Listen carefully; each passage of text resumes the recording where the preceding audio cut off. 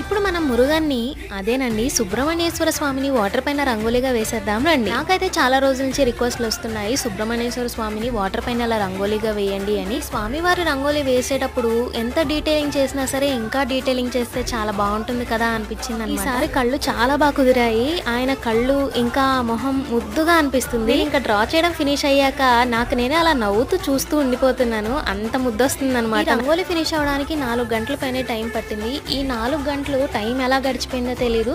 నేనైతే చాలా బాగా ఎంజాయ్ చేస్తూ చేశాను ఈ రంగోలీ. అయితే చిన్న మిస్టేక్ జరిగింది. స్వామివారి అభయహస్తంలో ఓం అనే తమిళ్ వర్డ్ ఇలా ఉంటుంది, కానీ అక్కడ రాయడానికి స్పేస్ సరిపోక నేను అట్లా సర్కిల్ లాగా చుట్టాను, సారీ అండి. మా బాబుకి స్వామివారు అంటే చాలా ఇష్టం. తను స్కూల్ కి వెళ్ళాడు. ఇప్పుడు స్కూల్ నుంచి వచ్చాక స్వామివారిని చూస్తాడు అని రంగోలీ తీయకుండా అలానే ఉంచాను. నేనైతే ఈ సుబ్రహ్మణ్యేశ్వర స్వామి రంగోలీ బాగానే వచ్చింది అనుకుంటున్నాను. మీకు ఎలా అనిపించిందో నాకు ఒకసారి కమెంట్ చేసి చెప్పండి. అండ్ ఈ వీడియో నచ్చినట్లయితే లైక్ చేయండి, ఇలానే సపోర్ట్ చేస్తూ ఉండండి. Thanks for watching.